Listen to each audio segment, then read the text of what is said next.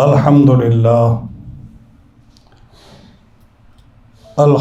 للہ رب العالمین والعاقبۃ للمتقین والصلاة والسلام علی سید الانبیاء والمرسلین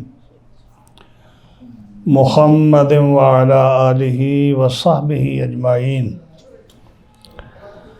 اما بعد فاعوذ باللہ من الشیطان الرجیم بسم اللہ الرحمن الرحیم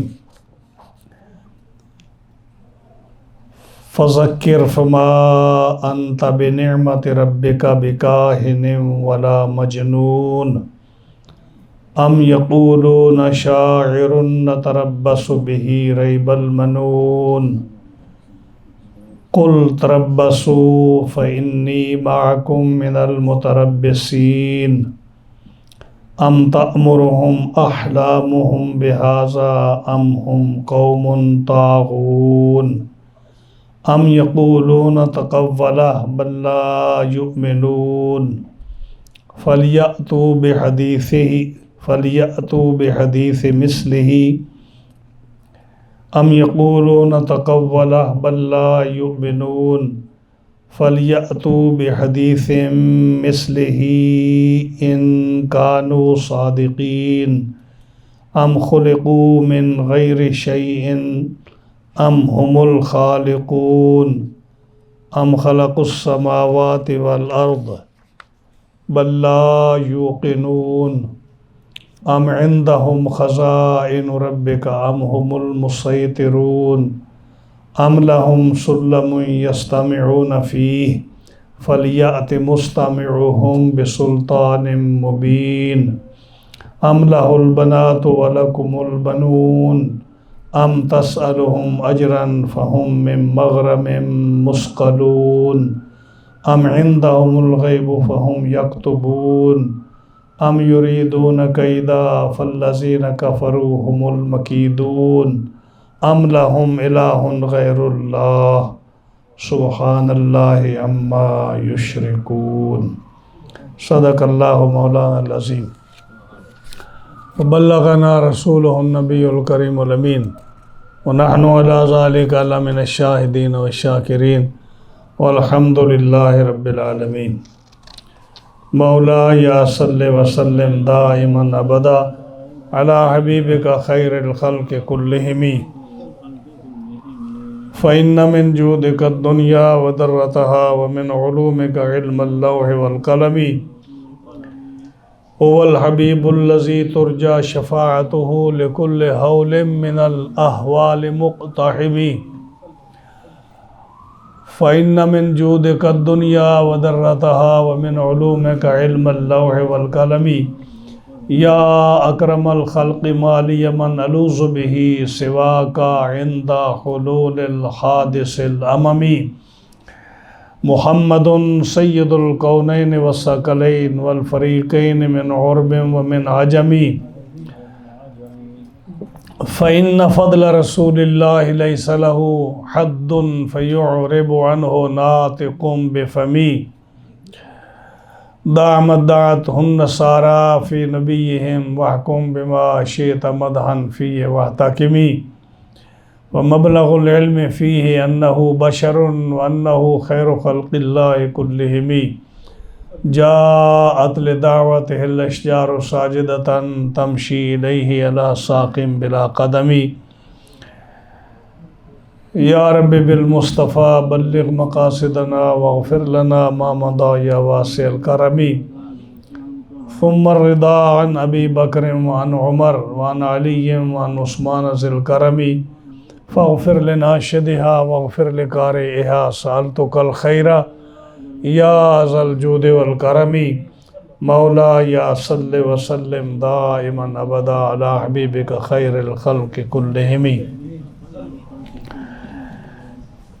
معززین حاضرین و سامعین کرام، آج ہم نے قرآن مجید فرقان حمید برہان رشید کے ہفتہ وار درس قرآن میں سورۃ طور کی 15 آیات کریمہ تلاوت کی ہیں، آیت نمبر 29 سے لے کر آیت نمبر 43 تک، اور انشاءاللہ العزیز ان 15 آیات کریمہ کے بارے میں عرض کیا جائے گا، ان کا ترجمہ اور تفسیر عرض کی جائے گی۔ رب تعالیٰ کی بارگاہ میں دعا ہے کہ رب تعالیٰ حق بیان کرنے کی توفیق عطا فرمائے، مجھے اور آپ کو اس پر عمل کی توفیق بخشے۔ آج جو تھا درس بڑی ڈیفرنٹ نوعیت کا تھا، اور ہمیں جو ہے نا اس کے سمجھنے میں بھی اور مطالعہ کرنے میں بھی کافی ٹائم لگا اس میں، اور جو باقی درسوں کی طرح یہ نہیں تھا۔ میرے خیال میں جہاں تک مجھے نظر آتا ہے یہ ٹوٹلی مختلف تھا۔ گزشتہ درسوں میں آپ نے سورہ والطور کی ابتدا میں آپ نے سنا کہ اللہ تعالیٰ جل شانہ نے منکرین اور مکذبین اور مشرکین کے لیے عذاب کا ذکر فرمایا کہ ان عذاب ربک لواقع، اللہ کا عذاب واقع ہونے والا ہے، ما لہ من دافع، جس کا کوئی آدمی اس کو دور نہیں کر سکے گا۔ تو جب مختلف آیات کریمہ میں اللہ تعالیٰ نے مشرکین، مکذبین اور جھوٹوں اور منکرین کے لیے عذاب کی وعیدیں سنائیں، تو مشرکین کو، منکرین کو یہ بات بری لگی، اور ظاہر ہے کہ جب ان کے مخالف جو ہے قرآن کی آیات نازل ہوں گی تو وہ خوش تو نہیں ہوں گے نا۔ تو انہوں نے پھر نبی کریم صلی اللہ علیہ وسلم پر طرح طرح کے آوازیں کسنے شروع کر دی ہیں۔ کہیں کہا کہ یہ کاہن ہے، یعنی یہ جو ہے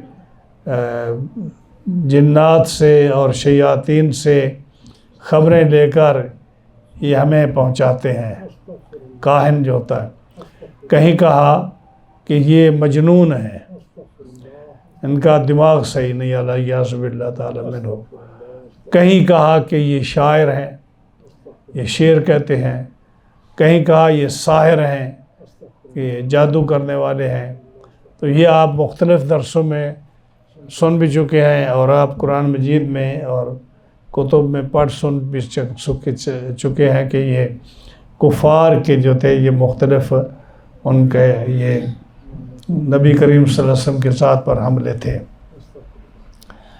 اب اللہ تعالیٰ جل شانہ کے آپ پیارے محبوب ہیں، تو جب محبوب علیہ السلام کی ذات والا صفات پر کوئی بھی حملہ کرے یا کوئی بھی آپ کی شان میں گستاخی کرے، تو پھر اللہ تعالیٰ جل شانہ اس کو رد فرماتا ہے، اس کو پکڑتا بھی ہے۔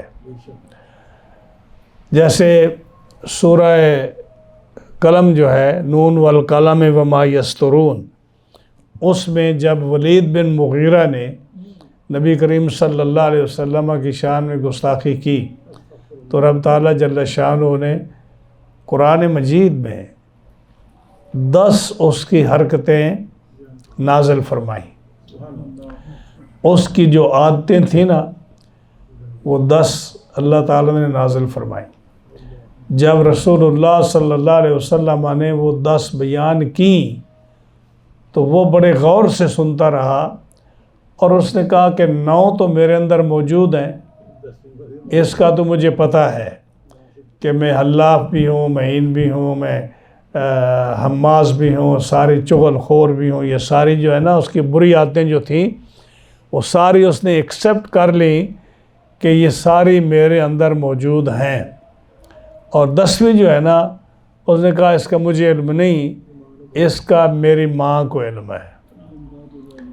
یعنی قرآن مجید نے فرمایا عُتُلٍّ بَعْدَ ذَلِكَ زَنِيمٍ، کہ یہ حرام زادہ ہے۔ اب یہ قرآن مجید کتنے سخت الفاظ قرآن مجید نے بیان فرمائے اس شخص کے لیے جس نے رسول اللہ صلی اللہ علیہ وسلم کی توہین کی تھی۔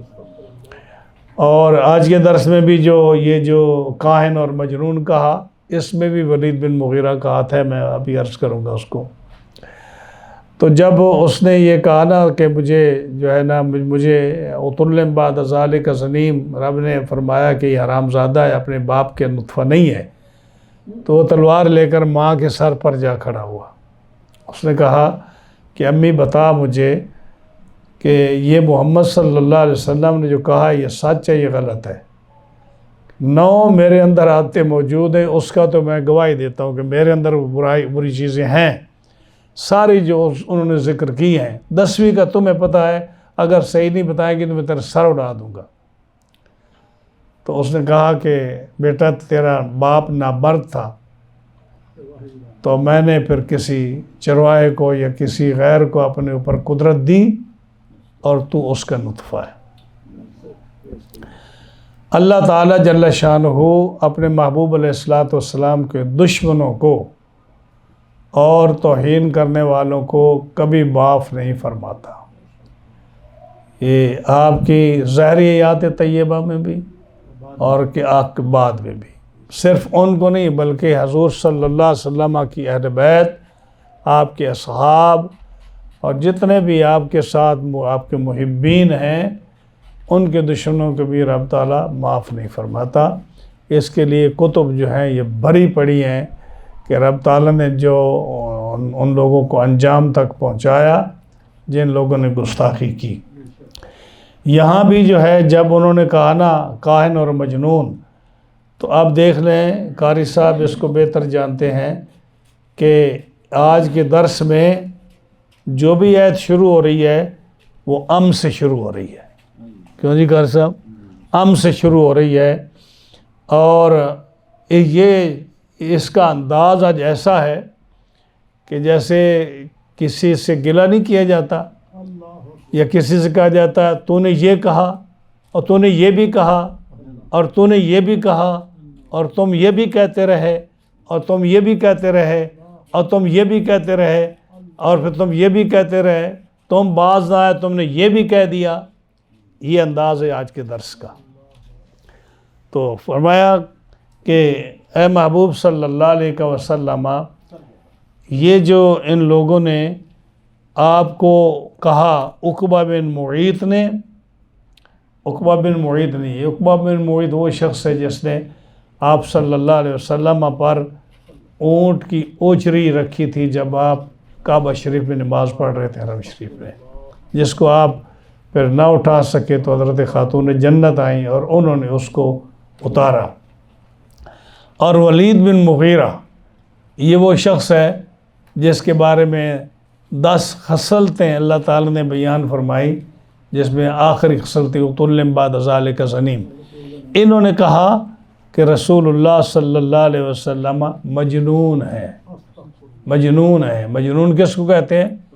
جس کا دماغ صحیح کام نہ کرتا ہو، جو ہے نا لا یعنی باتیں کرتا ہو، جس کی بات میں کسی قسم کی کوئی صداقت یا اس کے اندر کوئی حقیقی بات نہ ہو، کوئی ادھر کی مارے کوئی ادھر کی مارے، جیسے آپ پاگل آدمی کو دیکھتے ہیں۔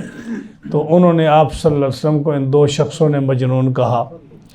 شیبہ بن ربیعہ، اس نے آپ صلی اللہ علیہ وسلم کو ساحر کہا، اور جو دیگر لوگ تھے بنی عبد الدار وغیرہ، انہوں نے آپ کو شاعر کہا کہ آپ شاعر ہیں۔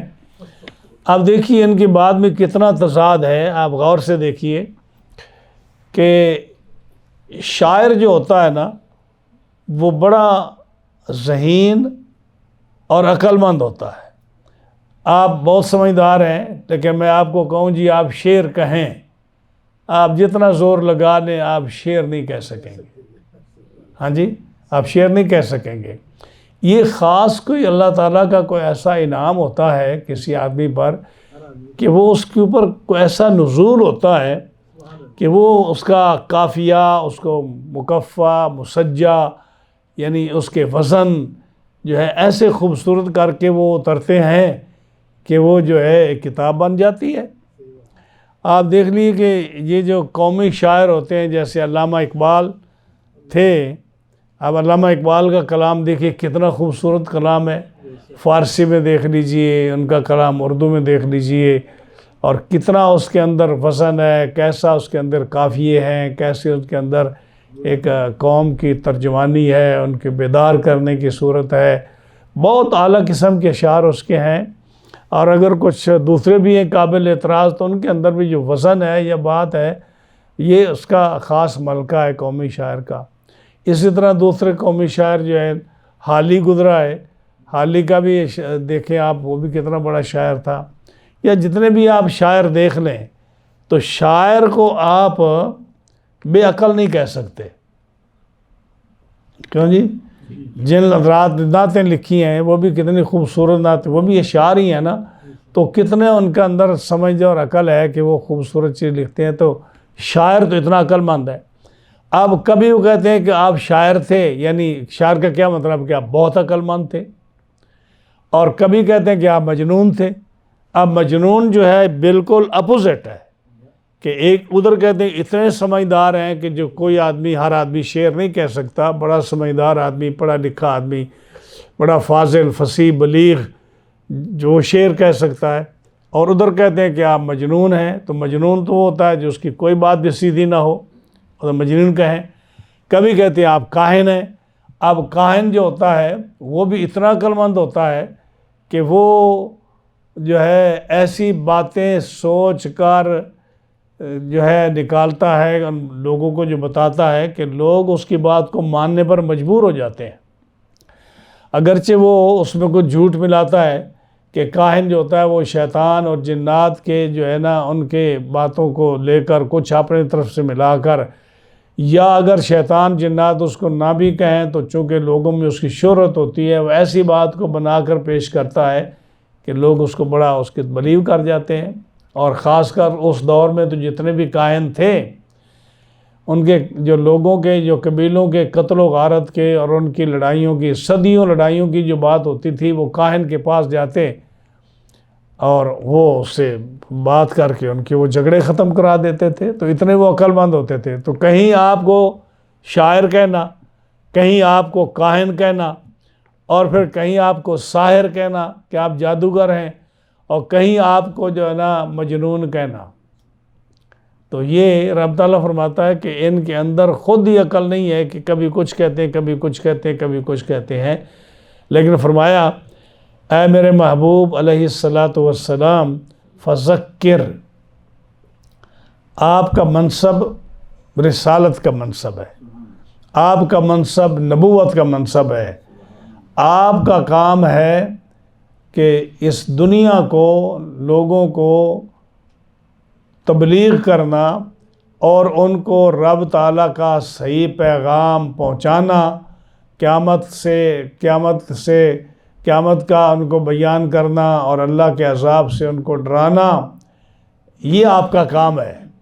تو فذکر، آپ ایسا کیجئے کہ یہ جو لوگ ہیں نا، ان کو آپ اے محبوب نصیحت فرمائیے، ان کو سمجھائیے، ان کو واعظ کیجئے، ان کو یاد دلائیے اللہ کا حکم اور رسول اللہ صلی اللہ علیہ وسلم کا حکم جو ہے نا، آپ اپنی رسالت کی تبلیغ کیجئے، اللہ کی توحید بیان کیجئے، ان بیوقوفوں کو آپ سمجھائیے۔ فذکر فما انت بنعمت ربک بکاہن ولا مجنون، تم اپنے رب کے فضل سے نہ کاہن ہو اور نہ مجنون ہو۔ یہ جو آپ کو کہتے ہیں نا کہ آپ کاہن ہیں، ہاں جی، اور کاہن کے ساتھ یعنی آپ بہت عقل مند ہیں، پھر ساتھ ہی کہہ دیتے ہیں کہ آپ مجنون ہیں، تو یہ خود بے وقوف نظر آتے ہیں کہ جو آپ کو کبھی کاہن کہتے ہیں، کبھی مجنون۔ لیکن رب کہتا ہے کہ اپنے رب کے فضل سے اے میرے محبوب تم نہ کاہن ہو اور نہ مجنون ہو۔ تو آپ کیا کیجئے، آپ اپنی ڈیوٹی سنبھالیے، ان لوگوں کو ہدایت کیجئے، ان کو تبلیغ کیجئے، ان کو واعظ کیجئے، ان کو نصیحت کیجئے، رب کا پیغام پہنچائیے۔ ام یقولون شاعر، اب جہاں جہاں آئے گا نا تو وہ وہی معنی جو میں نے بیان کیا کہ تو نے یہ کہا، تو نے یہ کہا، تو نے یہ کہا، وہ ساری باتیں جو کہتے تھے نا، یہ 15 دفعہ ہم آ رہا ہے، 15 دفعہ. تو 15 دفعہ جو ہے رب تعالیٰ ان جملوں کو ذکر کر رہا ہے جو آپ پر تہمت اور الزام لگاتے تھے اور غلط باتیں کیا کرتے تھے. اور آخر میں ایک خوبصورت بات جو مفسرین نے لکھی ہے، انشاءاللہ وہ بھی آپ کو بتاؤں گا جب آخری عام آئے گا. تو فرمایا ام یقولون شاعر، تو یا کہتے ہیں یہ لوگ کہ آپ شاعر ہیں، یعنی آپ کہتے ہیں کہ آپ شاعر ہیں. نتربص بہ ریب المنون، نتربص، ہاں جی، یہ کہتے ہیں کہ آپ شاعر ہیں. نتربص، ہم انتظار کر رہے ہیں اس کے ساتھ حوادثات زمانہ کا. ریب کہتے ہیں شک کو، اور منون جو ہے اس کا معنی ہے موت. یعنی وہ کہتے تھے کہ ہم رسول اللہ صلی اللہ علیہ وسلم کی موت کا انتظار کر رہے ہیں. کیوں کہ آپ کو وہ شاعر کہتے تھے نا، تو عرب میں شاعر بہت لوگ تھے، یعنی شعر کہنا ان کی گھٹی میں تھا. یعنی عام انسان پڑھے لکھے تو وہ ہوتے نہیں تھے، باوجود اس کے کہ وہ جہالت کی انتہا کو پہنچے ہوئے تھے، لیکن وہ اتنے اعلیٰ شعر کہتے کہ لوگ ان کا جو ہے نا، ان کا باقاعدہ سالانہ میلہ لگتا. اس میلے میں وہ جیسے پہلوانی کے گر دکھاتے اور گھوڑ دوڑ کے گر دکھاتے، اسی طرح خطابت کے جوہر دکھاتے اور شاعری کے بھی دکھاتے. اور شعر ان کے اتنے مشہور تھے کہ وہ جو ہے نا ان کی ایک باقاعدہ اس کی ایک لوگ بیٹھتے، ایک کمیٹی بیٹھتی بڑے بڑے شعراء کی، بڑے فصیح بلیغ لوگوں کی، اور وہ دیکھتے کہ کس کا شعر اچھا ہے. جو ٹاپ پر آتا اس شعر کو، اس قصیدے کو وہ کعبۃ اللہ کے دروازے پر لٹکاتے. کعبے کے دروازے پر اس لیے لٹکاتے کہ ان کو پتہ تھا کہ پوری دنیا سے لوگ کعبہ شریف میں آتے ہیں. تو وہ چیلنج ہوتا کہ کسی ماں کے لال میں اگر ہمت ہے تو ایسا شعر کہے، ایسا قصیدہ کہے جو اس کو اتار دے اور اس کو اوپر لٹکا دے. یعنی وہ رشوت وغیرہ نہیں، یعنی وہ بالکل فصاحت و بلاغت کے رنگ میں اور اس کی ادیبانہ چیزوں کو دیکھ کر وہ خالصتاً جس کا شعر افضل ہوتا اس کو وہ کعبہ کے دروازے پر لٹکاتے، اور وہ کئی سال کھڑا رہتا. کسی کے اندر اگر جرت ہوتی تو وہ اس کو اتارتا، ادروائز وہ وہی رہتا اگر اس کا مقابلہ نہ کوئی کر سکتا تھا. تو اتنے بڑے شاعر تھے، لیکن اس کے ساتھ ساتھ وہ شعروں کا معارضہ کرنے سے ڈرتے بھی تھے. وہ ڈرتے بھی تھے باوجود اس کے کہ شاعر تھے. ڈرتے کیوں تھے؟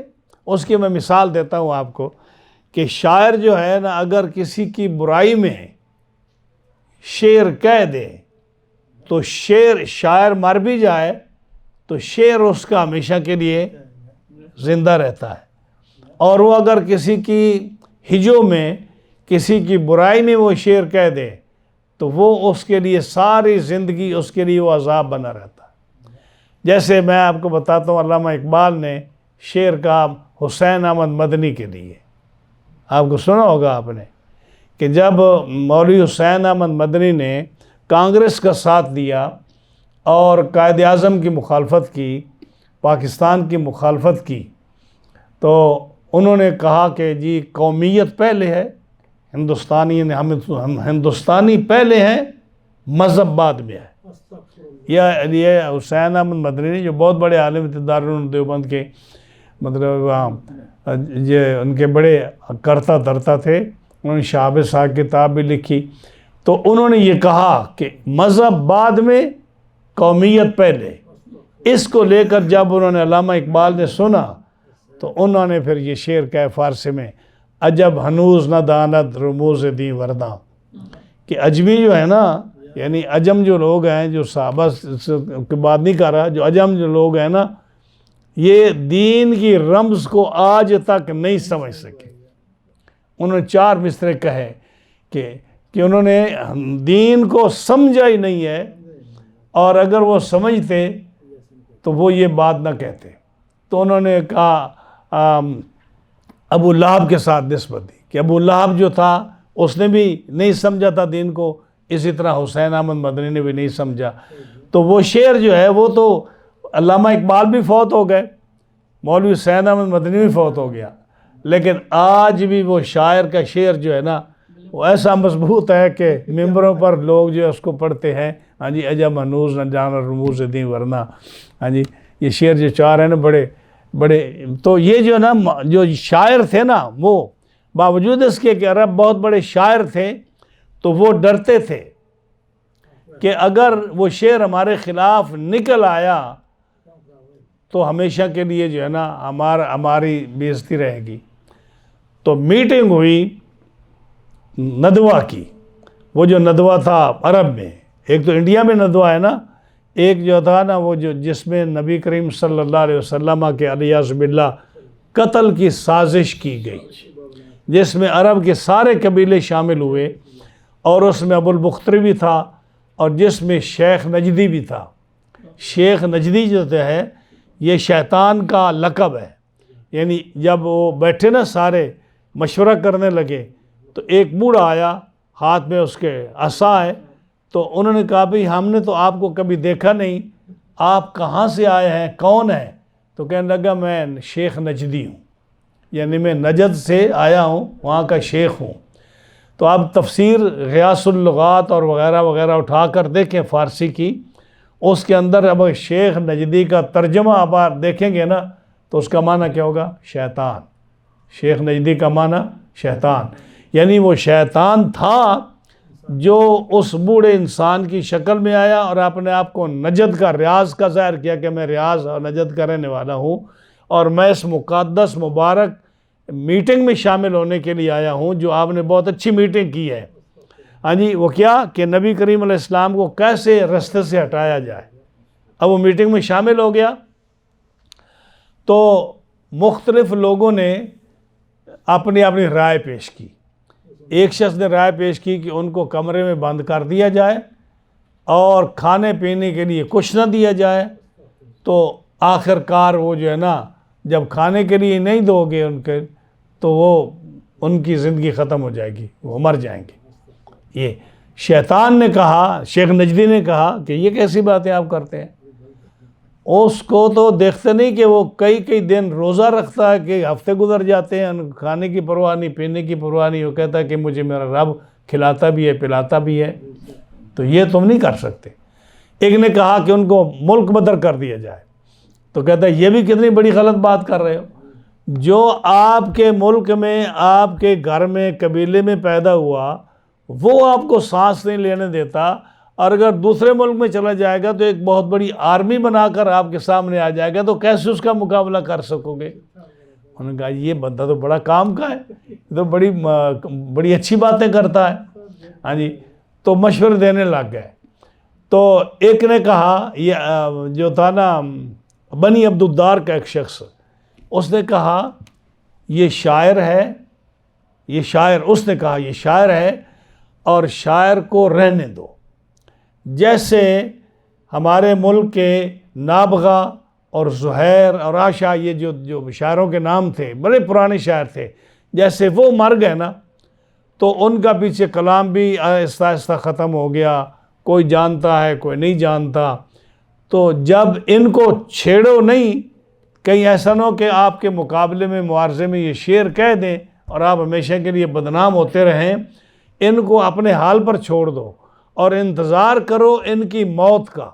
جب یہ مر جائیں گے، الیاذ باللہ فوت ہو جائیں گے، تو پھر ایسا ہوگا کہ ہماری جان چھوٹ جائے گی، تو اس طرح تم جو ہے نا ہم انتظار کر لیتے ہیں ان کی موت کا، اور جب کوئی مر جاتا ہے تو پھر اس کا خاندان ختم ہو جاتا ہے، اس کا سلسلہ، بزنس، ساری تنظیمیں، سب کچھ ختم ہو جاتا ہے۔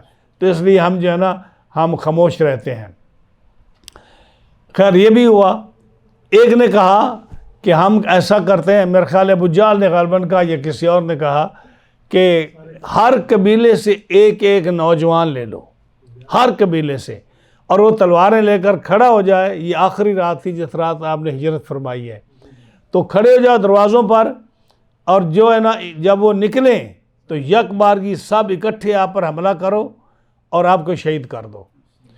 اس کا یہ ہوتا کہ جب قریش آپ سے خون بہا مانگیں گے یا آپ سے مقابلہ کریں گے تو ایک اکیلا قبیلہ قریش کا جو ہے جی وہ، یعنی قریشی تو سب تھے نا، قریش میں بنی ہاشم جو ہیں یہ کبھی سب قبیلوں کا مقابلہ نہیں کر سکیں گے، اگر خون بہا مانگیں گے تو سارے مل کر دے دیں گے۔ تو شیطان نے اس کی حامی پھر نے کہا یہ کتنا اچھا مشورہ ہے، بہت اچھا مشورہ ہے، اسی پر عمل کیا گیا جو شیطان شیخ نجدی نے مشورہ دیا تھا۔ تو یہ رات تھی آخری رات، رسول اللہ صلی اللہ علیہ وسلم اس رات کو ہجرت کر کے آپ جو ہے مدینہ طیبہ تشریف لے جا رہے ہیں۔ تو جب بنی عبدالدار کے آدمی نے کہا نا کہ یہ شاعر ہے، تو اس نے کیا کہا کہ ہم انتظار کر لیتے ہیں ان کی ہلاکت کا۔ تو قرآن نے وہ ذکر کیا، ام یقولون، یہاں سے شروع کیا، یا یہ کہتے ہیں کہ یہ شاعر ہے، نہ تربصوا، ہم انتظار کریں گے، بہی، ان کا، ریب المنون، ان کے موت تک۔ یعنی یہ دیکھیں کہ اب کسی کو کیا معلوم کہ مرنا کس نے پہلے ہے، کیا رسول اللہ صلی اللہ علیہ وسلم کو پہلے موت آنی ہے یا تم نے پہلے مرنا ہے، لیکن وہ انتظار کر رہے ہیں کہ ہم ان کی موت کا انتظار کرتے ہیں تاکہ ہماری جان چھوٹ جائے۔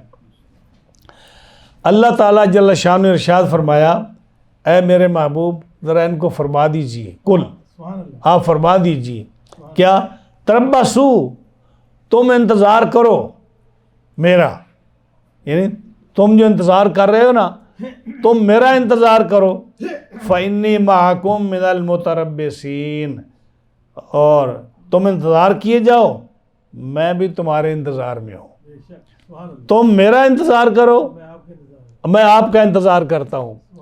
یہ اللہ نے فرمایا، کل آپ کہہ دیجئے ان کو، کیونکہ اللہ تو جانتا ہے نا جس نے پیدا فرمایا ہے، ہاں جی، تو یہ اشارہ ہے اس طرف کہ میں تو جانتا ہوں، اس لیے آپ ان کو فرما دیجئے کہ تم میرا انتظار کرو، میں تمہارا انتظار کرتا ہوں۔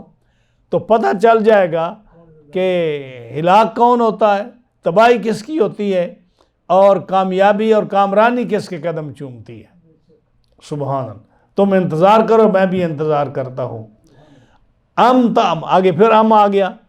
اب اللہ تعالیٰ جیسے کوئی شخص غصے میں نہیں بدلہ لیتا، اللہ تعالیٰ سختی الفاظ کے ساتھ اب ان کی حرکتیں گنتا ہے۔ رب تعالیٰ فرماتا ہے، ام تأمرهم احلامهم بہذا ام ہم قوم طاغون، کیا ان کی عقلیں، یعنی کافروں کی عقلیں، دماغ ان کو یہی بتاتی ہیں، ہاں جی، ام ہم قوم، پھر ام آیا، یا یہ سرکش لوگ ہیں۔ یعنی فرمایا کہ دیکھو یہ اپنے آپ کو ابو الحکم کہتے ہیں۔ ابو جہل کا کیا لقب تھا؟ ابو الحکم۔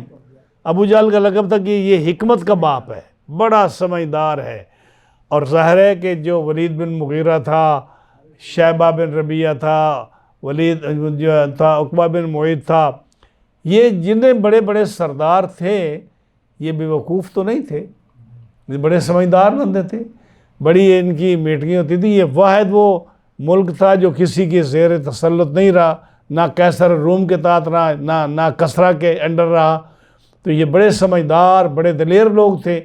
لیکن جب انہوں نے بھونڈی باتیں کی کہ کبھی کہا کہ آپ مجنون ہیں، کبھی کہا کہ آپ کاہن ہیں، کبھی کہا کہ آپ شاعر ہیں، تو اس طرح کی جب باتیں کی تو رب تعالیٰ فرماتا ہے کہ یہ تو اپنے آپ کو بڑے عقل مند کہتے تھے، یہ تو اپنے آپ کو عقل مند کہتے تھے۔ اب ان کو کون عقل مند کہے گا کہ کبھی مجنون کہتے ہیں اور کبھی کاہن کہتے ہیں۔ کاہن اور مجنون دو اپوزٹ صفتیں ہیں۔ شاعر اور مجنون یہ بھی اپوزٹ ہیں کہ شاعر بڑا سمجھدار ہوتا ہے، مجنون جو ہوتا ہے وہ بے عقل ہوتا ہے۔ تو یہ جو باتیں کرتے ہیں تو اللہ فرماتا ہے ام تأمرهم احلامهم، کیا ان کی عقلیں انہیں یہ بتاتی ہے کہ تم یہ باتیں کرو، اتنے فضول قسم کی باتیں کرو جس کے اندر کوئی عقل مندی کی بات نہیں۔ ام ہم قوم طاغون، یا یہ سرکش لوگ ہیں، شرارتی لوگ ہیں کہ جو سمجھتے تو سب کچھ ہیں لیکن جان بوجھ کر ایسی الزام اور ایسی باتیں کرتے ہیں جس سے رسول اللہ صلی اللہ علیہ وسلم کو تکلیف پہنچے۔ تو رب فرماتا ہے یا تو ان کی عقل نہیں ہے، بیوقوف ہیں، اور یا یہ پھر شرارتی لوگ ہیں۔ ام یقولون تقولا، اب وہ یہ بھی کہتے تھے نا کہ آپ کو شاعر کہتے تھے، شاعر اس لیے کہتے تھے کہ جب قرآن مجید سنتے تو کہتے ہیں یہ تو شاعر ہے اور ایسے کلام کسی سے سیکھ کر آیا ہے۔ کبھی کہتے ہیں وہ عیسائی جو نصرانی ہے غلام اس سے سیکھ کر آتے ہیں، کبھی کہتے ہیں یہ شیطان سے سیکھ کر علیہ باللہ آتے ہیں، کبھی کہتے ہیں ان کو جن سکھا جاتا ہے، کبھی کوئی بات کہتے کبھی کوئی بات کہتے۔ تو کہتے ہیں کہ یہ قرآن جو ہے نا یہ بھی یہ شاعرانہ کلام ہے اور یہ کسی سے سیکھ کر آئے ہیں۔ ہاں جی، فلاں سے سیکھ کر آئے، محترم باتیں کرتے کہ یہ فلاں کتاب پڑھ کر آتے ہیں، فلاں سے سیکھ کر آتے ہیں۔ تو کہتے ہیں کہ یہ ام یقولون تقولا، یعنی اللہ فرماتا ہے یا یہ کہتے ہیں کہ اس نے قرآن بنا لیا، ہاں جی، بل لا یؤمنون، بلکہ یہ کیا ہے، یہ اس پر ایمان ہی نہیں رکھتے۔ قرآن بنا لیا تو قرآن پر ایمان ہی نہیں رکھتے۔ فَلْيَأْتُوا بِحَدِيثٍ مِثْلِهِ إِن كَانُوا صَادِقِينَ، اللہ فرماتا ہے تو اگر تم یہ کہتے ہو کہ یہ قرآن اس نے بنایا ہے اور تم اس کو شاعر کہتے ہو، مجنون کہتے ہو، کاہن کہتے ہو، تو تم بھی تو اپنے آپ کو کتنا عقل مند کہتے ہو، تو کیوں نہیں ایسے کہتے؟ فَلْيَأْتُوا بِحَدِيثٍ مِثْلِهِ، اس جیسی ایک بات تو بنا کر لے آؤ، ان کنتم صادقین، اگر تم سچے ہو۔ قرآن مجید فرقان حمید اگر تم کہتے ہو کہ یہ شاعرانہ کلام ہے اور یہ محمد صلی اللہ علیہ وسلم نے شاعروں سے سیکھا ہے، تو وہ بھی انسان ہے نا، تم بھی انسان ہو، تم اپنے آپ کو عرب کہتے ہو، باقی ساری دنیا کو عجم کہتے ہو، اور اس کا مطلب کیا ہے کہ ہم زبان والے ہیں، باقی سارے گنگے ہیں۔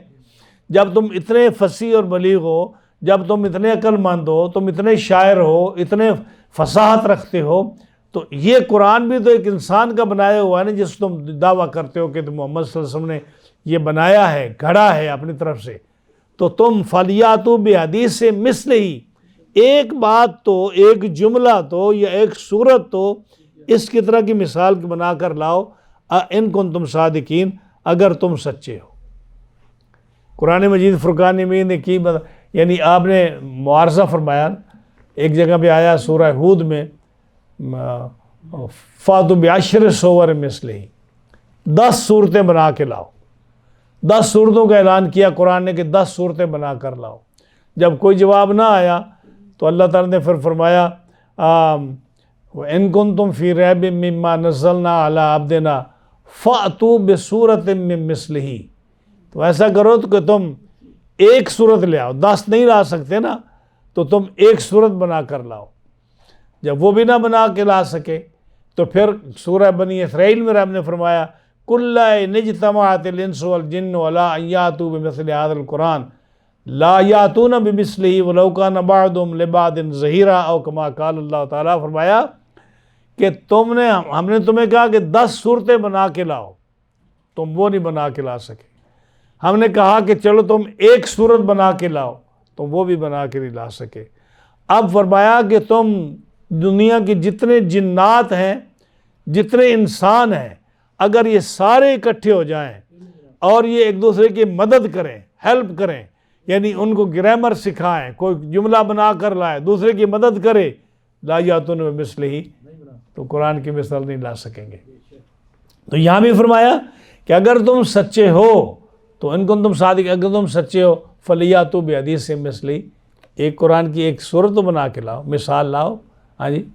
لیکن یہ قرآن جو ہے ایسا معجز نما ہے، اتنا معجزہ ہے قرآن کے اندر کہ 1400 سال گزر گئے، آج تک کسی کو ہمت نہیں پڑی، حالانکہ اسلام کے کتنے مخالف ہیں، کوئی شہر ایسا ہے، کوئی گاؤں ایسا ہے، کوئی ملک ایسا ہے، کوئی قبیلہ یا قوم ایسی ہے جس کے اندر اسلام کے مخالف نہ ہو، اور انتہا کے مخالف۔ یعنی اسلام کا نام نہیں سننا چاہتے، قرآن کا نام نہیں سننا چاہتے، لیکن جب قرآن ان کو یہ اعلان کر رہا ہے کہ تم ایک صورت بنا کے لاؤ، 10 صورتیں بنا کے لاؤ، اس کی مثل کوئی جملہ بنا کر لاؤ، لیکن یہ قرآن کا چیلنج ہے، وہ نہیں بنا سکتے۔ تو قرآن مجید کی کم از کم کتنی آیات ہیں؟ 6000 سے زیادہ ہے۔ قرآن کی آیات کتنی ہے؟ 6000 سے زیادہ ہے۔ اور صرف اس بات میں قرآن مجید کے اندر 18000 معجزات ہیں حضور صلی اللہ علیہ وسلم کی نبوت پر، باقی اس کے علاوہ ہیں۔ میں اس بات پر کہتا ہوں کہ 18000 معجزات ہیں آپ کے اندر۔ کیوں؟ ایک معجزہ تو یہ ہے کہ جو رسول اللہ صلی اللہ علیہ وسلم نے آیت جو آپ پر نازل ہوئی، آپ نے صحابہ کو بیان کی کہ یہ آیت ہے، آج تک اس کسی بھی آیت سے کوئی آدمی ایک حرف بھی کم نہیں کر سکا۔ آپ بتائیے کوئی کم کر سکا؟ آپ کوئی آیت بتائیں جس میں واو کم ہو، با کم ہو، یا اس کے اندر زبر زیر کا فرق آیا ہو۔ یہ 6000 معجزات یہ ہو گئے کہ کسی آیت میں کوئی کمی نہیں۔ ہاں جی، پھر آپ دیکھیں کہ 6000 آیات میں جو کم از کم 6000 آیات ہیں، کسی آیت میں کوئی حرف کسی نے بڑھایا نہیں۔ آپ دکھانے کہ پورے قرآن مجید میں کسی نے کوئی اپنی طرف سے کوئی حرف کم کیا ہو یا کسی نے زیادہ کیا ہو۔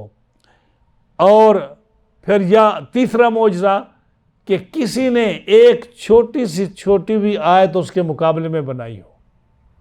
تو کتنے معجزات ہو گئے؟ 18000۔ 18000 تو یہ ہو گئے نا کہ 6000 کم از کم جو آیات، ویسے 6666 آیتیں ہیں، لیکن بعض اختلاف کی وجہ سے تھوڑی بھی کہتے ہیں، تو اگر 6000 آیات میں کسی آیت میں ایک حرف بھی کم نہیں ہوا تو 6000 معجزات تو یہ ہو گئے۔ پھر کسی آیت میں کسی نے کوئی حرف زیادہ نہیں کیا، 6000 یہ ہو گئے۔ پھر کسی نے اس کا معارضہ اور مقابلہ کر کے اس کسی آیت کا مقابلہ بھی نہیں کیا تو 6000 یہ ہو گئے۔ تو 18000 معجزات تو صرف اس میں ہو گئے کہ جو قرآن مجید کی معجزات ہیں۔ اس کے علاوہ جتنے ہزاروں معجزات ہیں جو رسول اللہ صلی اللہ علیہ وسلم نے قرآن مجید سے ثابت کیے یا قرآن مجید کے دیگر معجزات ہیں، وہ اس کے علاوہ ہیں۔ تو فرمایا فَلْيَأْتُوا بِحَدِيثٍ مِثْلِهِ، تو یہ قرآن جو ہے یہ اس کی مثال لاؤ تم، اگر تم لا سکتے ہو تو۔ لیکن آج تک یہ چیلنج اسی طرح ہے، اور یہ کبھی کوئی بھی اس کا چیلنج نہیں لا سکے گا، قیامت تک نہیں لا سکے گا۔ اب ایک تو ڈر ان کو یہ تھا کہ اگر ہم قرآن مجید کا مقابلہ کریں تو ہو سکتا ہے کہ ہمارے خلاف آیت نازل ہو جائے، اور جیسے عرب کے خلاف ان کو مشرکین کے خلاف نازل ہوئی نہ تھے۔ اب وہی جو ولید بن مغیرہ ہے، ولید بن مغیرہ کے جب اس کے 10 عیب قرآن نے بیان کر دیے تو اب ان کو قیامت تک مٹا سکتا ہے؟ تو اس سے وہ ڈرتے تھے۔ دوسری بات وہ اس لیے ڈرتے تھے، وہ کہتے تھے کہ یہ قرآن جو ہے یہ ہمارے بتوں کی مذمت کرتا ہے، ہمارے قرآن ہمارے بتوں کی مذمت کرتا ہے، تو کچھ نہ کہو، ہمارے بت جو ہے نا جب ان کی مذمت قرآن کرتا ہے تو ہمارے بت سے بدلہ لے لیں گے اور یہ قرآن ختم ہو جائے گا، دین ختم ہو جائے گا، اس لیے وہ کچھ بھی نہیں کہتے اور آپ کا مقابلہ نہیں کرتے تھے۔ لیکن دیکھ لیں ادھر کفار ہیں باتیں کرنے والے، اور ان کا جواب دینے والا کون ہے؟ اللہ تعالیٰ جل شانہ ہوئے جو اس کے جواب دے رہا ہے ان کو۔ اب اللہ تعالیٰ جل شانہ ارشاد فرماتا ہے کہ یہ کیسے بیوقوف ہیں، یعنی یہ لوگ جو ہیں جو مشرکین مکہ ہیں یا منکرین ہیں، یہ اللہ کی عبادت کیوں نہیں کرتے، اللہ کی اطاعت کیوں نہیں کرتے؟ کیا ام کے ساتھ پھر فرمایا اچھی مرمت کی، ام خلقوا من غیر شیء، کیا یہ بغیر کسی چیز کے پیدا کیے گئے ہیں؟ یعنی بچہ جب پیدا ہوتا ہے تو باپ اور ماں کے نطفے سے پیدا ہوتا ہے، تو کیا یہ لوگ جو پیدا کیے گئے ہیں یہ خود بخود پیدا ہو گئے ہیں کہ نہ ماں کی ضرورت نہ باپ کی ضرورت، اور ان کو کسی کے واسطے کی ضرورت نہیں پڑی، ام خلقوا من غیر شیء، کیا یہ خود پیدا ہو گئے ہیں؟ ام ہم الخالقون، پھر آگے ام آیا، یا یہ خود خالق ہے، یعنی اپنے آپ کو انہوں نے خود پیدا کیا، کیا یہ خود پیدا ہو گئے اپنے آپ، کسی کی ہیلپ کی مدد نہیں، ضرورت نہیں، کسی کا واسطہ نہیں، یا یہ خالق ہے کہ یہ پیدا کرنے والے ہیں؟ ہاں جی، ام خلق السماوات والارض، یا انہوں نے زمینوں اور آسمانوں کو پیدا کیا، یعنی تین چیزیں فرمائیں، کیا یہ خود بخود پیدا ہو گئے؟ یہ بھی کوئی نہیں ماننے کو تیار۔ یا یہ خود خالق ہیں، یہ جو میری اطاعت نہیں کرتے، میری عبادت نہیں کرتے، تو کیا یہ خود خالق ہیں، یا بغیر کسی وجہ کے یہ اپنے آپ پیدا ہو گئے ہیں، یا انہوں نے زمینوں اور آسمانوں کو پیدا کیا، اتنی بڑی شے بن گئے کہ میں رب کی اطاعت نہیں کرتے، میری عبادت نہیں کرتے؟ بل لا یوقنون، بلکہ یہ یقین بھی نہیں رکھتے۔ لیکن غلط کیوں ہے کہ جب ان سے پوچھو، جیسے قرآن مجید فرقان حمید میں آیا، وَلَئِن سَأَلْتَهُمْ مَنْ خَلَقَهُمْ وَلَئِن سَأَلْتَهُمْ مَنْ خَلَقَهُمْ لَيَقُولُنَّ اللَّهُ فَأَنَّىٰ يُؤْفَكُونَ۔ جب قرآن فرماتا ہے جب مشرکوں سے پوچھا جائے کہ تمہیں کس نے پیدا کیا، تو کیا کہتے ہیں؟ اللہ نے پیدا کیا۔ یعنی قرآن مجید میں اللہ فرماتا ہے سورہ زخرف میں، وَلَئِن سَأَلْتَهُمْ مَنْ خَلَقَهُمْ، اگر تو ان سے پوچھے کہ تمہیں کس نے پیدا کیا، تو لَيَقُولُنَّ اللَّهُ، کہیں گے کہ ہمیں ضرور برضرور ہمیں اللہ نے پیدا کیا ہے۔ فَأَنَّىٰ يُؤْفَكُونَ۔ تو یہ کیسی بات ہے کہ جب یہ مانتے بھی ہیں کہ اللہ نے پیدا کیا، لیکن پھر اس اللہ کی عبادت کیوں نہیں کرتے؟ جس نے پیدا کیا اس کی عبادت تو کرنی چاہیے نا۔ جب ان سے پوچھا جائے کہ ان کو آسمانوں اور زمینوں کو کس نے پیدا کیا، تو کہیں گے اللہ نے پیدا کیا۔ جب ان سے پوچھو شمس و قمر نے کس نے پیدا کیا، تو کہیں گے اللہ نے پیدا کیا۔ جیسا کہ سورہ عنکبوت میں آیا 21ویں پارے میں کہ ان سے پوچھو کہ آسمانوں اور زمینوں کو کس نے پیدا کیا، چاند اور سورج کو کس نے پیدا کیا۔ یا صورت جو ہے اس میں آیا 14ویں پارے میں غالباً کہ 11ویں پارے میں سورہ یونس میں غالباً ہے کہ کس نے پیدا کیا تمہیں، یا آسمانوں زمینوں کو، تو کہتے ہیں اللہ نے پیدا کیا۔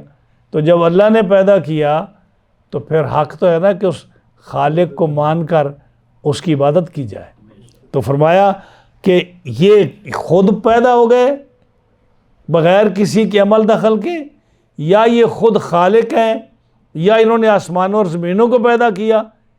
تینوں کا فرما کر فرمایا بل لا یوقنون، یہ لوگ ایسے ہیں جو اس پر یقین ہی نہیں رکھتے، اس پر یقین ہی نہیں رکھتے۔ اب آگے پھر آگے جیسے نا ساری باتیں اللہ تعالیٰ ان کو بیان کر رہا ہے، ان کے جو اعتراضات تھے نا بغیر ان کے بیان کرنے کے رب تعالیٰ نے پوری صورت میں اس کو بیان کر دیا۔ فرمایا ام عندہم خزائن ربک ام ہم المسیطرون، کیا ان کے پاس تمہارے رب کے خزانے آ گئے؟ یعنی جو اتنے اکڑ گئے اور رب کا انکار کرنے لگ گئے، اس کے رسول صلی اللہ علیہ وسلم کا انکار کرنے لگ گئے، تو فرمایا کہ کیا تمہارے رب کے خزانے ان کے پاس آ گئے؟ بھائی جس کے پاس خزانے ہوں وہ تھوڑی اس میں اکڑ آ جاتی ہے اور وہ اپنے آپ کو بڑی شاید سمجھتا ہے۔ تو کیا رب کے سارے خزانے ان کے پاس آ گئے کہ ان کو نہ موت کا ڈر ہے؟ یہ اللہ کے رسول کے انکار کرتے ہیں، اللہ کا انکار کرتے ہیں، اس کی عبادت نہیں کرتے، تو کیا ان کے پاس رب کے خزانے آ گئے؟ ام ہم المسیطرون، یا انہوں نے رب کے خزانوں پر قبضہ کر لیا، زبردستی قبضہ کر لیا ہے۔ تو میں کیا مطلب کہ نہ تو ان کے پاس خزانے رب کے ہیں اور نہ یہ قبضہ کر سکتے ہیں۔ ہاں جی، آگے فرمایا ام لہم سلم یستمعون فیہ، پھر ہم آیا، یا یہ سمجھتے ہیں کہ ان کے پاس سیڑھی ہے، جو سیڑھی لگا کر آسمانوں پر یہ چڑھے جاتے ہیں، اور یستمعون فیہ، وہاں سے جو رب کا قرآن نازل ہوتا ہے لوح محفوظ سے، اور فرشتے لے کر آتے ہیں، تو یہ فرشتوں سے سیڑھی لگا کر چڑھ کر رب کا قرآن سنتے ہیں، فرشتوں کی باتیں سنتے ہیں، اور آ کر پھر یہ کہتے ہیں کہ یہ قرآن جو ہے نا یہ رب کا کلام نہیں، یہ شاعر کا کلام ہے، یہ فلاں کا کلام ہے، یہ فلاں کا کلام ہے۔ تو رب فرماتا ہے کہ یہ ان کو کیسے پتہ چلا؟ کیا ان کے پاس سلم ہے، سیڑھی ہے کہ سیڑھی پر جا کر آسمان تک پہنچ جاتے ہیں؟ اور اللہ تعالیٰ کی وحی کا نظام یہ ہے کہ جب اللہ تعالیٰ کوئی حکم بھیجتا ہے تو جو سب سے قریبی فرشتے ہیں نا عرش پر، جو جن کو کہتے ہیں جو عرش کو اٹھائے ہوئے ہیں، پہلا پیغام ان پر آتا ہے، اور اس کے بعد جو ہے یہ پیغام نیچے والے فرشتوں پر آتا ہے۔ اور اس کی جو حدیث پاک میں مثال آتی ہے وہ ایسا ہے جیسے زنجیر کو مارا جاتا ہے نا زمین پر تو اس کی آواز آتی ہے، ایس کے ساتھ ملتی جلتی آواز آسمان پر آتی ہے۔ فرشتے اس آواز کو سنتے ہیں، اس پیغام کو، اور ڈر جاتے ہیں، اللہ کے خوف اور اس کے رعب سے ڈر جاتے ہیں، اور پھر پوچھتے ہیں ایک دوسرے سے کہ تیرے اللہ نے کیا حکم فرمایا ہے۔ تو جب ان کو پیغام اوپر سے ملتا ہے پھر وہ پیغام نیچے آتا ہے، دوسرے چھٹے آسمان پر، پھر پانچویں پر، پھر چوتھے پر، پھر تیسرے پر، پھر دوسرے پر، پھر پہلے پر آتا ہے۔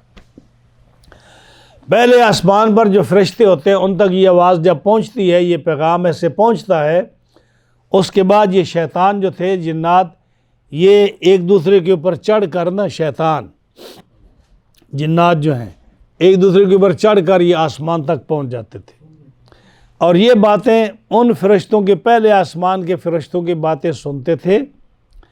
اب وہ تو بات سچی ہوتی تھی نا، پھر جب یہ سنتے تو یہ شہاب ثاقب جو ستارہ ٹوٹتا ہے، یہ ستارہ ٹوٹتا اور یہ تیر کی طرح اس کو لگتا جو یہ اوپر جاتے، تو یہ فرشتے یا یہ شیطان یا جن تھے نا، اس تیر کے لگنے سے، ستارے کے لگنے سے ان کی موت واقع ہو جاتی۔ جب اگر وہ سنتا صحیح پیغام فرشتوں سے، تو اگر اس کو تیر لگ جاتا، وہ مر جاتا، تو وہ پیغام اس کا ختم ہو جاتا۔ جب اس کا ختم ہو گیا تو اب نیچے والے جو ان کے پاس تو پیغام نہیں پہنچا، تو وہ جھوٹ ملا کر آ کر کاہن کو بتاتے تھے، اور اگر اس نے وہ بچ جاتا تو اس ایک پیغام کے اندر وہ 100 جھوٹ ملا کر کاہن کو آ کر بتاتے تھے۔ اس لیے کہانت کو اسلام نے منع فرمایا کہ اول تو وہ جو ہے نا شہاب ثاقب سے وہ مر جاتے تھے جنات یا شیطان، اور اگر کوئی بچ جاتا تو اس کے اندر وہ 100 جھوٹ ملا کر کاہن کو آ کر بتاتے، اس لیے کاہن کی بات پر عمل کرنے کو منع فرمایا گیا۔ تو اللہ فرماتا ہے کہ یہ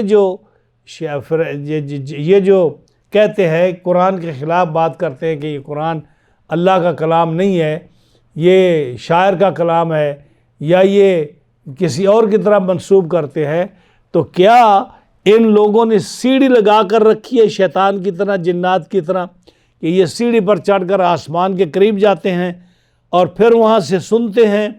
اگر یہ بات سچی ہے تو اللہ فرماتا ہے فَلْيَأْتِ مُسْتَمِعُهُمْ بِسُلْطَانٍ مُبِينٍ، کوئی پکا گواہ یا کوئی پکا ایویڈنس لائیں میرے پاس کہ وہ ثابت کریں کہ ہم نے آسمان سے یہ بات سنی ہے۔ جب ایویڈنس نہیں ہے، جب پکی بات نہیں ہے، جب جھوٹ نہیں ہے، سلطان مبین نہیں ہے، پکا گواہ نہیں ہے، مضبوط ایویڈنس نہیں ہے، تو پھر کیا، پھر سب جھوٹ ہی ہے نا۔ یہ کہتے ہیں کہ یہ کلام شاعر کا ہے، یہ کلام کسی اور کا ہے، اللہ کا کلام نہیں ہے۔ کتنا سخت اللہ تعالیٰ ان کی جو ہے تردید فرما رہا ہے۔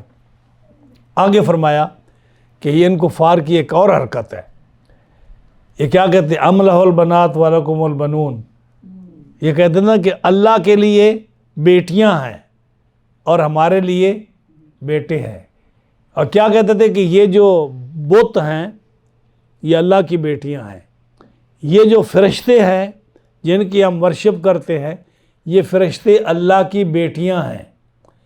تو اللہ فرماتا ہے کہ تم تو وہ قوم ہو جو اپنی بیٹیوں کو زندہ درگور کرتے تھے، تم تو وہ قوم ہے کہ بیٹی تمہارے گھر میں پیدا ہو جائے تو تمہارا منہ جو ہے شرم کی وجہ سے سیاہ ہو جاتا تھا۔ وَإِذَا بُشِّرَ أَحَدُهُمْ بِالْأُنثىٰ ظَلَّ وَجْهُهُ مُسْوَدًّا، جب تمہیں آدمی بتاتا کہ تیرے گھر میں بیٹی ہوئی ہے تو تیرا چہرہ کالا ہو جاتا اس شرم سے کہ میں بیٹی والا بن گیا ہوں، میں بیٹی کا باپ بن گیا ہوں، تمہاری یہ حالت ہے۔ اور تم جو ہے بیٹیوں کو زندہ درگور کرتے تھے، یعنی سینکڑوں بیٹیاں تم جو ہے نا زندہ درگور کرتے تھے، تم بیٹی کے دشمن تھے۔ تو اب جب تم بیٹی کے دشمن ہو تو تمہیں شرم نہیں آتا کہ ام لہ البنات ولکم البنون، کہتے ہو اللہ کے لیے بیٹیاں ہیں، فرشتے اس کی بیٹیاں ہیں، ہمارے بت ان کی بیٹیاں ہیں، اور تم اپنے لیے بیٹے پسند کرتے ہو؟ یہ کہاں کا انصاف ہے؟ سورہ نجم میں آگے آ رہا ہے، اس میں فرمایا الکم الذکر ولہ الانثی، الکم الذکر ولہ الانثی، کیا تم کو بیٹا اور رب کے لیے بیٹی؟ تلک اذن قسمۃ ضیزی، یہ کتنی بھونڈی تقسیم ہے کہ تم بیٹیوں کو پسند نہیں کرتے ہو، لیکن رب کو تم اتنا نیچا سمجھتے ہو، اتنا کمزور سمجھتے ہو، اس کو تم اتنی اہمیت بھی نہیں دیتے کہ وہ تمہارے برابر ہو، تو رب کے لیے بیٹیاں ثابت کرتے ہو اور اپنے لیے بیٹا ثابت کرتے ہو۔ حالانکہ فرمایا کہ بیٹی تو اس کے لیے ہوتی ہے جو اپنی نسل بڑھانا چاہے۔ بیٹی کس کے لیے ہوتی ہے؟ جو نسل بڑھانا چاہے، اور جو ہے رب کو تو نسل بڑھانے کی ضرورت نہیں ہے، نسل تو بڑھانے کی تم کو ضرورت ہے، ہاں جی، رب کو نسل بڑھانے کی ضرورت نہیں ہے۔ تو اسی لیے جو ہے نا رب تو فرمایا رب جو ہے حی اور قیوم ہے، جو سورہ آل عمران میں فرمایا الحی القیوم، کہ رب زندہ ہے، بذات خود زندہ ہے، اور قیوم بذات خود قائم ہے، یعنی اس کو کسی مذکر مؤنث کی، کسی بیٹے بیٹی کی قطعاً ضرورت نہیں ہے۔ اور بیٹیاں جو ہوتی ہیں یہ نسل بڑھانے کے لیے ہوتی ہیں۔ ایک مثال صاحب تفسیر کبیر نے ایک بڑی اچھی بات کہی ہے، آج میں مطالعہ کر رہا تھا، صاحب تفسیر کبیر امام فخر الدین رازی رحمۃ اللہ علیہ، انہوں نے لکھا کہ جب تم قربانی کرتے ہو، جب تم ذبح کرتے ہو، تو بتاؤ کہ تم اکثر جو ہے رواج کیا ہے، بکرے کو ذبح کرتے ہو یا بکری کو ذبح کرتے ہو؟ کس کو ذبح کرتے ہو؟ امام رازی لکھتے ہیں تم بکرے کو ذبح کرتے ہو یا بکری کو ذبح کرتے ہو؟ بکری کو اس لیے ذبح نہیں کرتے کہ اس سے اور بچے پیدا ہوں گے اور ہمارے اور بکرے بکریاں پیدا ہوں گے، اور بکرے کو تم اس لیے ذبح کرتے ہو کہ اس سے کوئی نسل بڑھنی ہے، نسل بڑھانے والی تو بکری ہے اس سے۔ نبی کریم علیہ السلام نے بھی کیا فرمایا؟ فرمایا کہ انی مقاصر، نکاح کرو اور جو ہے میں اتنا نکاح کرو، بچے پیدا کرو کہ انی مقاصر بکم الامم، قیامت کے دن میں فخر کرو کہ میری امت زیادہ ہے، ہاں جی۔ اور فرمایا کہ جو عورت زیادہ بچے پیدا کرے، نبی کریم صلی اللہ علیہ وسلم نے اس کے لیے خوشخبری فرمائی ہے، ہاں جی۔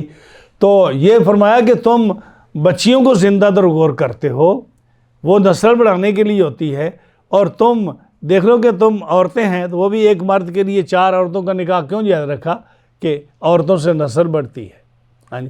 اور مرد سے ضروری نہیں کہ اس سے وہ اس قابل بھی ہو کہ وہ بچہ پیدا کر سکے یا نہ کر سکے، لیکن عورت جو ہے بچے پیدا کرتی ہے۔ تو فرمایا الکم الذکر ولہ الانثی تلک اذا قسمۃ ضیزی، یہ کتنی بھونڈی تقسیم ہے کہ رب کے لیے بیٹیاں اور تمہارے لیے بیٹے، ہاں جی۔ اور فرمایا کہ اسی لیے قیامت کے دن جنت میں جو ہے اولاد نہیں ہوگی، کیونکہ وہاں جو ہے نا نسل بڑھانے کا مقصد ہی نہیں ہوگا، وہاں نسل بڑھانے کا مقصد ہی نہیں ہوگا۔ یہ دنیا میں ہے جہاں، تو فرمایا ام لہ البنات، شرم نہیں آتی تمہیں کہتے کہ اس کے لیے بیٹیاں اور تمہارے لیے بیٹے؟ ام تسألہم اجرا فہم من مغرم مثقلون، یا فرمایا یا تم اس لیے نبی کی مخالفت کرتے ہو کہ اس نے تم سے تبلیغ کے بدلے میں کچھ مانگا ہے، کہ تم اس کے قرض کے نیچے دب گئے ہو؟ یعنی جب آدمی کسی سے کچھ مانگے نا تو وہ مخالفت کرتا ہے، یا کسی سے قرض مانگے، یا کسی سے کچھ لینا دینا ہو مانگے، یا اس سے کوئی چیز مانگے تو لوگ مخالفت کرتے ہیں، یعنی کہ کیا ام تسألہم اجرا، اے محبوب کیا تم ان سے اجرت مانگتے ہو؟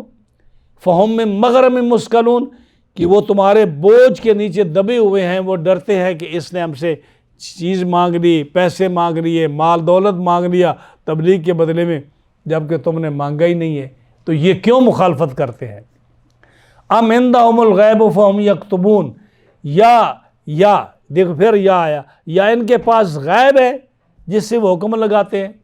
فرمایا اللہ نے کہ ان کے پاس کوئی غیب ہے کہ جو کہتے ہیں کہ ہم انتظار کر رہے ہیں کہ محمد صلی اللہ علیہ وسلم پہلے مرتے ہیں تو ہماری جان چھوٹ جائے گی۔ تمہارے پاس غیب ہے کہ تم پہلے مرنا ہے یا انہوں نے پہلے مرنا ہے؟ ہاں جی، تم جو گیس لگا کے بیٹھے ہو کہ حضور پہلے فوت ہو جائیں گے اور ہمارا ان کا دین ختم ہو جائے گا اور ہم کامیاب ہو جائیں گے۔ فرمایا ام عندہم الغیب، کیا ان کے پاس غیب ہے؟ فہم یکتبون، جو وہ لکھتے ہیں، جیسے انبیاء علیہ السلام وہی لکھتے ہیں اور ان کی قرآن اور تورات اور انجیل اور زبور یہ کتابیں لکھی ہوئی ہیں وہی کے ذریعے سے، تو کیا تمہارے پاس بھی ہے اس طرح کا علم غیب ہے کہ جو تم کتابیں لکھتے ہو؟ کیا رسول اللہ صلی اللہ تعالیٰ علیہ وسلم جو ہے وہ پہلے فوت ہو جائیں گے اور تم زندہ رہو گے؟ ام یریدون کیدا، ام یریدون کیدا، یا تم کسی داؤ اور کسی چکر کے ارادہ میں ہو، قیدا مکر، یا تم کسی مکر کے ارادے میں ہو۔ یہ اب دیکھو اب اینڈ آ رہا ہے درس کا۔ اللہ فرماتا ہے یا تم جو رسول اللہ صلی اللہ علیہ وسلم کی مخالفت کر رہے ہو تو تم کسی مکر اور چکر اور کسی فراڈ کے چکر میں ہو کہ میرے محبوب کو تکلیف دینا چاہتے ہو۔ فالذین کفروا هم المکیدون، یاد رکھو یہ جو مکر ہے نا، یا تمہاری جو شرارت ہے یا تمہارا جو داؤ ہے، یہ الٹا تمہارے اوپر پڑنے والا ہے، یہ تمہارے اوپر پڑنے والا ہے۔ اب اس کے تحت کیا لکھے صاحب تفسیر مراغی، آج میں پڑھ رہا تھا تفسیر مراغی، انہوں نے تفسیر فتح البیان کا حوالہ دیا۔ انہوں نے کہا جب وہ میٹنگ ہوئی نا سارے کافروں کی، ہاں جی، جس رات آپ نے ہجرت فرمائی، تو جس کا میں نے ارلیئر ذکر کیا ہے کہ سارے کافر بیٹھے، ابو جہل بھی تھا جس میں، ابو البختری بھی تھا جس میں بڑے بڑے کافر سرگنا تھے، ولید بن مغیرہ، عقبہ بن معیط، شیبہ ربیعہ وغیرہ، اور شیخ نجدی بھی آیا۔ تو ہر ایک نے اپنا مشورہ پیش کیا، تو جب مشورہ پیش کیا تو طے یہ ہوا کہ سارے مل کر ان پر یک بار کی حملہ کر دو۔ یہ مکر تھا جس کا ذکر غالباً قرآن مجید کے سورہ انفال میں آیا، وَإِذْ يَمْكُرُ بِكَ الَّذِينَ كَفَرُوا لِيُثْبِتُوكَ أَوْ يَقْتُلُوكَ أَوْ يُخْرِجُوكَ، کہ مکر انہوں کہ یا تو آپ کو نکال دیں، قتل کر دیں، یا لِيَثْبِتُوكَ، یعنی آپ نے تین چیزیں فرمائیں، قرآن نے فرمائی کہ ان کا ارادہ یہ ہے کہ آپ کو قتل کر دیں یا نکال دیں یا آپ کو جو ہے نا قید کر دیں، جو بھی اس کا ان کا تھا۔ تو رب نے فرمایا کہ یہ تمہارا مکر ہے، لیکن وَمَكَرُوا وَمَكَرَ اللَّهُ، انہوں نے مکر کیا اللہ کے ساتھ، واللہ خیر الماکرین، اللہ تعالیٰ اس کی بہتر تدبیر کرنے والا ہے، اس کا جواب دینے والا ہے۔ تو اب صاحب تفسیر مراغی نے کیا لکھا؟ انہوں نے لکھا کہ اللہ تعالیٰ نے اپنے محبوب کو اسی رات بتا دیا کہ یہ کیا کرنے والے ہیں اور میں ان کے ساتھ کیا کرنے والا ہوں۔ وہ فرماتے ہیں تفسیر مراغی تفسیر فتح البیان کے حوالے سے کہ ام گنو، ام کتنے آئے ہیں اس رکوع میں، بار بار ام آ رہا ہے نا، ام لہ البنات ولکم البنون، ام تسلم اجرا فہم من مغرم مثقلون، ام عندہم الغیب فہم یکتبون، ام یریدون کیدا، ام لہم الہ غیر اللہ، یہ گنو ام کتنے آئے ہیں۔ تو فرمایا صاحب تفسیر مراغی نے یعنی 15 دفعہ ام آیا ہے۔ کتنی دفعہ؟ 15 دفعہ آیا ہے۔ اور علم جو ہے نا علماء کی گردنوں میں ہوتا ہے، کتابوں میں نہیں ہوتا۔ علم کہاں ہوتا ہے؟ علماء کی گردنوں میں ہوتا ہے۔ یہ کتابیں تو مارکیٹ میں ملتی ہیں، ہر آدمی پڑھ سکتا ہے، علماء بھی پڑھتے ہیں، لیکن اس کے نتیجے پر کوئی پہنچتا ہے۔ اعلیٰ حضرت عظیم البرکت جب گئے نا حج پر، یہ ان دنوں کی بات ہے جب کاغذ کا نوٹ ابھی نیا چلا تھا۔ اگر آپ میں سے کسی کو یاد ہو، مجھے یاد ہے میرے والدین نے مجھے دکھایا تھا جو چاندی کا روپیہ ہوتا تھا۔ آپ نے کسی نے دیکھا چاندی کا روپیہ؟ کسی ایک آدھ نے دیکھا ہوگا۔ یعنی چاندی کا روپیہ چلتا تھا نوٹ سے پہلے، اور اس سے پہلے سونے کی اشرفیاں چلتی تھی۔ تو پرانے زمانے میں سونے کی اشرفیاں چلتی تھی روپے کی جگہ، اس وقت کاغذ کے نوٹ نہیں ہوتے تھے، اور اس کے بعد جو ہے چاندی کے روپے چلتے تھے جو میں نے دیکھے ہیں، اس کا کھوٹے کی نشانی ہوتی تھی کہ اس پر نشان پڑ جاتے، لکیریں پڑ جاتی تو اس کو کھوٹا سمجھتے تھے، اور صاف ستھرا ہوتا تو اس کو صحیح سمجھتے تھے۔ تو یہ چاندی کے سونے کے سکے چلتے رہے۔ جب یہ نیا نیا نوٹ چلا تو اب علماء کے لیے مسئلہ بن گیا کہ اس پر زکوٰۃ جائز ہے یا نہیں، یہ اگر چوری ہو جائے تو کیا اس پر ہاتھ کاٹنا جائز ہے یا نہیں، یا کیونکہ یہ کاغذ ہے اور اس کی کوئی ویلیو نہیں ہے، یہ نہ سونا ہے نہ چاندی ہے، تو کیا اس کو سونے اور چاندی کا حکم دیا جا سکتا ہے یا نہیں؟ ایک تو ہے نا کہ ایک آدمی کہہ دے جی چلو جی لگا دو جی حساب، کوئی بات نہیں ہے۔ علماء تو ایسی باتیں نہیں کرتے، وہ تو قرآن و حدیث سے ثابت کرتے ہیں، ان کی بہت بڑی ذمہ داری ہوتی ہے۔ تو اعلیٰ حضرت جب حج پر گئے تو وہاں کا جو مفتی تھے مکہ شریف کے، مکہ معظمہ کے، ظاہر ہے کہ پوری دنیا سے علماء حج پر آتے تھے اور وہاں بھی بڑے بڑے علماء تھے، تو انہوں نے کہا کہ جی یہ مسئلہ ہے، ہم بڑے پریشان ہیں اس معاملے میں۔ اعلیٰ حضرت رضی اللہ تعالیٰ عنہ سے پوچھا انہوں نے کہ آپ کے پاس، آپ بہت بڑے عالم ہیں، ہماری یہ مشکل آسان فرمائیے کہ کیا یہ کاغذ کا ٹکڑا جو ہے یہ 500 کا یا 1000 کا یا 100 کا یہ ہو سکتا ہے کہ کاغذ کا ٹکڑا جو ہے یہ 100 ریال کا ہو جائے یا 500 ریال کا ہو جائے یا 20 ریال کا ہو جائے یا 50 کا ہو جائے؟ آپ نے فرمایا، آپ نے کتاب کا حوالہ دیا، آپ نے کتاب کی عبارت پڑھی، آپ نے فرمایا کہ اگر کوئی شخص کاغذ کے ٹکڑے کو چھوٹے سے ٹکڑے کو، مثلا یہ کاغذ کا ٹکڑا آپ اتنا کر لیں، اگر کوئی شخص کاغذ کے ٹکڑے کو 1000 ریال کے بدلے بیچنا چاہے تو وہ 1000 ریال کا ہو جائے گا۔ یہ آپ نے کتاب کا حوالہ دیا۔